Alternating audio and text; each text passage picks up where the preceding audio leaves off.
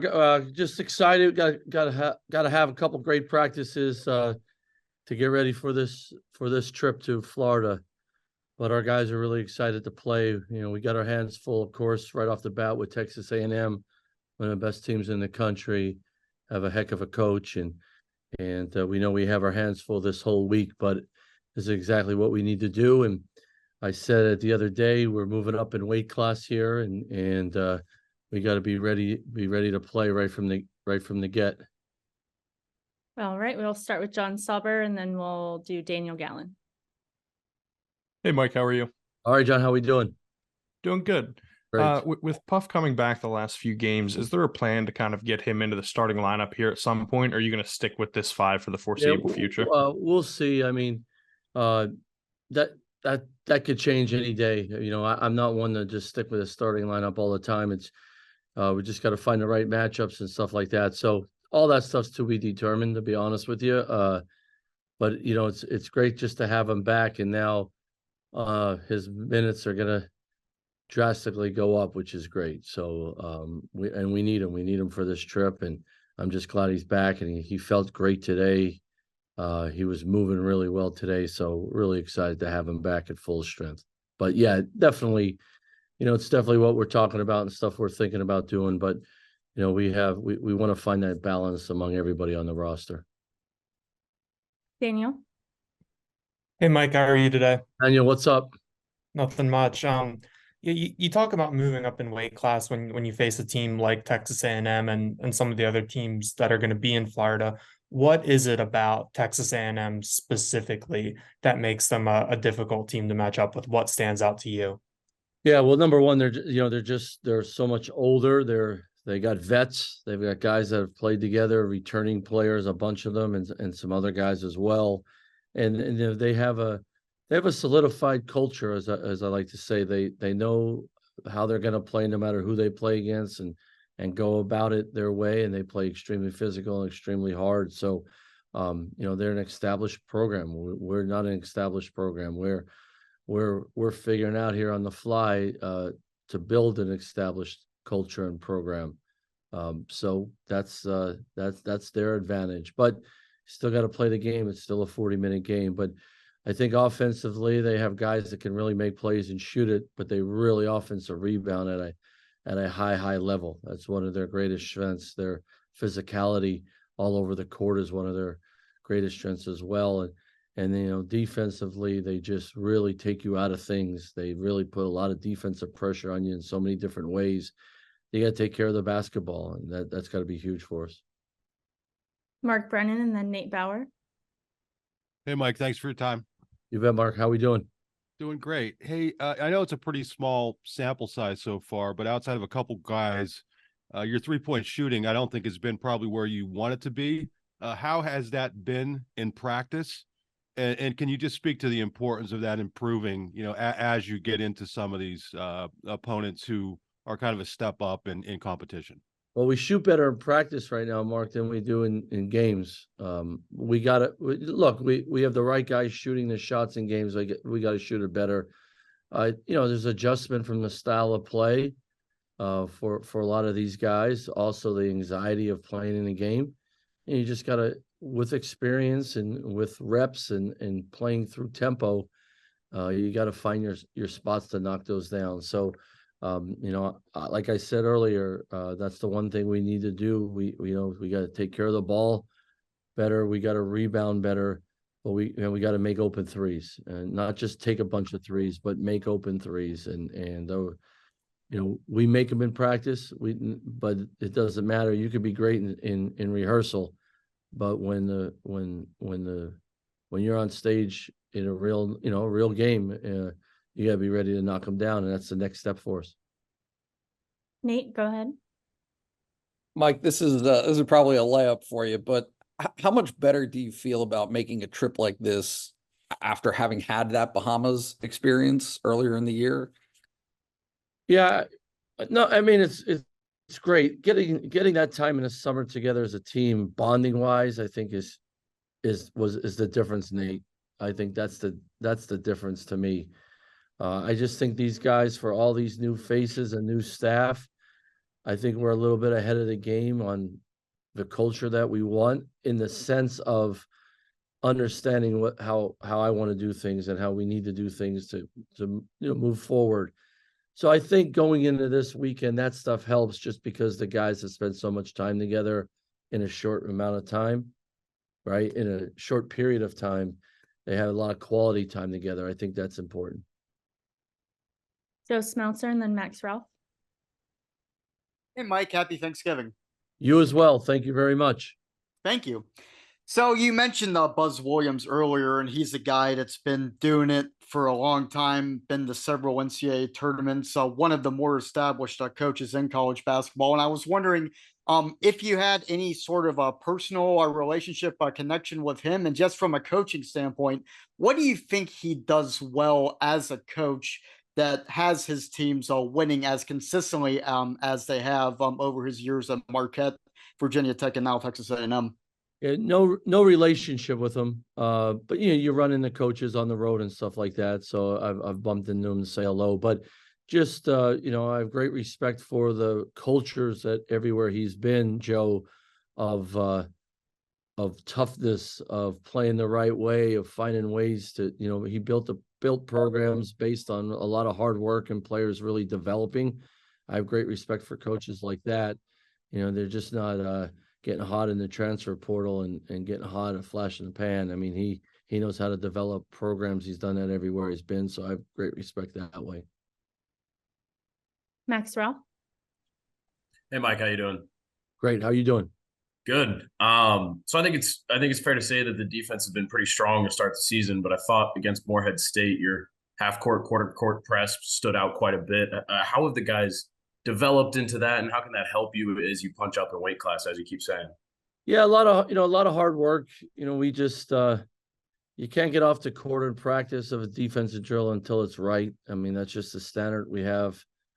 So that's we just I really appreciate the effort of the guys, especially all the everyone's new except for Nick and Ace. Of this is how we're going to play defense at Penn State, and if you want to get on the court, this is what you got to really work hard at. And a great example of that today, I was talking to Zach, and I asked him, I said, how hard is it playing our style? He goes, it's really hard, coach. He's like, it's really hard. He goes, even my dad says he's never seen me play defense like this.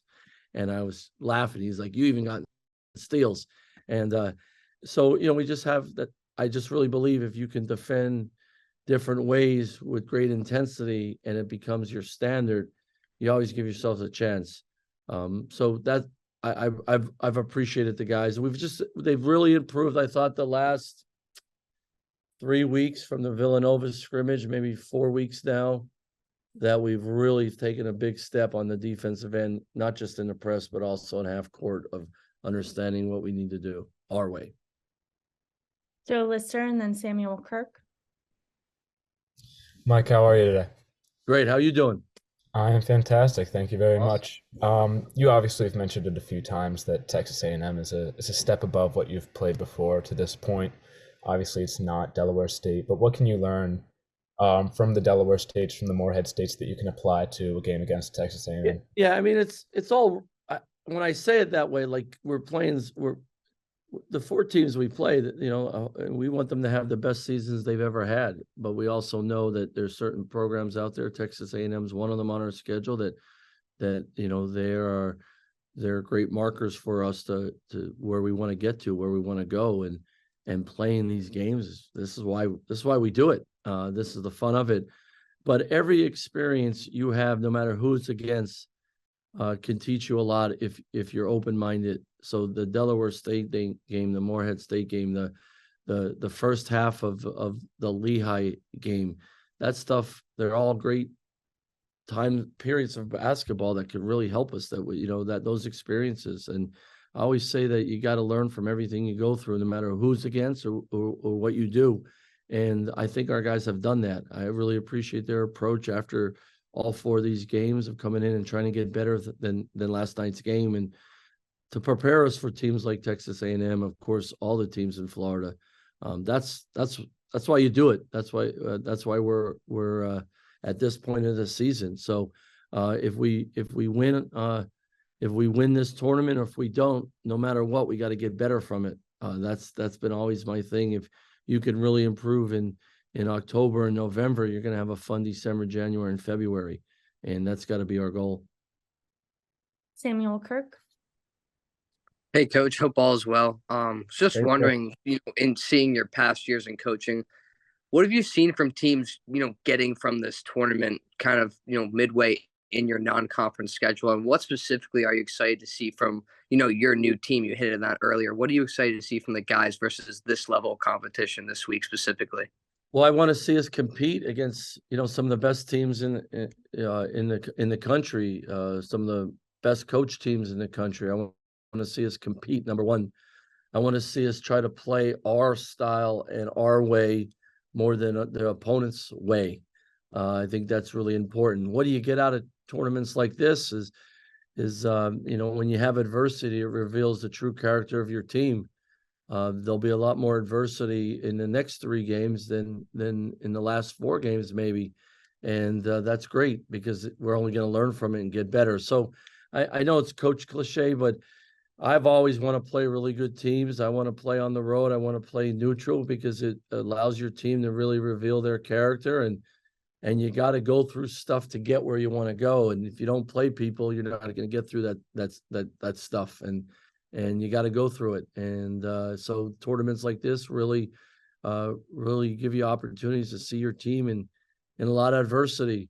But you also can take a huge step from these tournaments no matter what, because you see how close you are or where you got to go. And I love that part of it. Andrew Clay and then Joe Tuman. Hey, Coach. Sorry, I was a hot second late to this, so I apologize if you've been asked this question. No problem. We're going to make you run next time I see you, but it's all right. That's fine. That's fine. I'll do that. The obviously Penn State played Texas A&M last year in the NCAA tournament, and for the fans, this is a really exciting rematch of the tournament game. But given that almost none of the cogs are the same, you're different. The entire team is pretty much different. Do you see there being as much juice to this game as there might be on a normal season? Well, we're aware of it, and our players, we made our players aware of it. And we have some guys, 5 guys, that were part of it last year. So, yeah, if that brings more juice to the game, great. So be it. That's the great thing about competition. And you guys love to bring stories to competition to make it bigger and more exciting. So do it. That's fine. I'm cool with it. I was not at that game last year. I had my own games, but I watched it this summer as well as 2 days ago. I get it. All those guys from Texas A&M have involved. If you're not a competitor and not think of that, you're wasting an opportunity. They'll be fired up. Their coaches will use it. Coaches use everything they can for motivation and to get their team ready. So I'm sure they will use it. We'll make sure our guys are aware of it. But I wasn't here, so you guys keep writing about it. They'll enjoy it. Joe Tuman. Hey, Coach. How's it going today? All right, Joe. How we doing?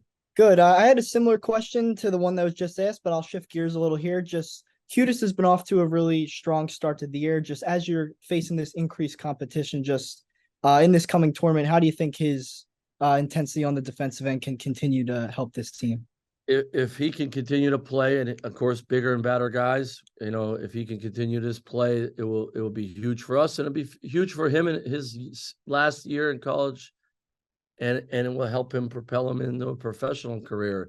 If you could play like he's been playing on the biggest stage on national television against really good players, big, strong dudes, older guys as well, it's going to help our team and it's going to help him moving forward, which is great. So if you could step up on a big stage against really good competition, people notice you, and you impact winning, they notice you even more. And that's what we need from him.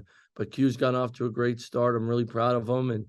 And we, one reason why we wanted him here with us was because we knew about him, and he's a great kid. And now, he's really trying to step up and be one of our leaders, but he's leading by example, starting in his role. And we need that moving forward. All right, we have time for 2 more, and we'll go John Sauber and Daniel Gallen. Go ahead, John. Mike, we saw Favor didn't have his cast on his hand on Friday, or the big And you wrap. watch, you're looking at everything, man. You're watching. Listen, I'm everywhere. You might as well sit on the bench with us. Listen, I do pregame. That's the point. There you go. But we saw that he didn't have the cast on his hand. Obviously, you said 4 to 6 weeks was the initial timeline you gave us a couple weeks ago. Is he still on that? And how do you plan on working him back in the rotation? Is he someone that'll come in as a backup right away and get minutes, or is he still going to be waiting a little bit longer? Yeah, I'm throwing him in there when he's ready. I have no clue when he'll be back, John. That's the truth. We'll figure that out. He just got this thing off, so he can start moving around, doing some stuff. But he's got a ways to go. But there's no chance that I'm going to have a 6'11" guy on our team sitting on the bench when he can move and fly around. I always feel big guys improve the most when they're in live action. Now, he's got a ways to go, and he's got a lot of basketball to learn, but I love his energy, and I love how hard he plays, and he really wants to try, he wants to be a good player. So yeah, I'm going to throw him in there. He might foul out in 2 minutes, John, but I'm going to throw him in the fire all year long to see what type of player we can help him develop into. I do not know when he's going to be back. So, Mike, when you look at how you've used your bench through these first 4 games, it seems like you've been able to go pretty deep into it in most of them. With having the 3 games in 4 days and also ramping up the competition, how do you kind of expect to use your depth, and how do you think that'll change over the course of the weekend? We have to use it. Even if it wasn't 3 games in 4 days, it's I want to use it. I want our bench to understand that there's an important part of it is Ace and Kanye and Q. Everywhere I've been, I want to create a bench. I've always created a bench that has an army approach where everybody's got each other's back. And one day it's Ray Q. Like the other day, I thought he gave us great minutes, and now he has confidence going down to Florida. And then of course Jamil coming off the bench and being a weapon for us. And it's great to have Leo and Puff there. I want those guys to be sitting on the edge of their seat, ready to go and impact the game, impact winning, impact your team. So I've always had that mentality. I'll be honest with you. I didn't know that we would have as deep as a bench this quickly, but we do. And I think, DeMarco could easily be another starter. Puff can be another starter. You saw Jamil. You didn't see this part of Jamil, but we knew it's in there because of his approach and effort on his defense. You're seeing what he's capable of doing for us on the other end as well. So just really, really always going to use the bench. And then now maybe it's a difference maker for us in 3 of the, next 4, 3 games in 4 days. We got it. We got to have an advantage there no matter when we play. Awesome. Thank you, Coach. Thanks, everyone. Happy Thanksgiving. Happy Thanksgiving, guys.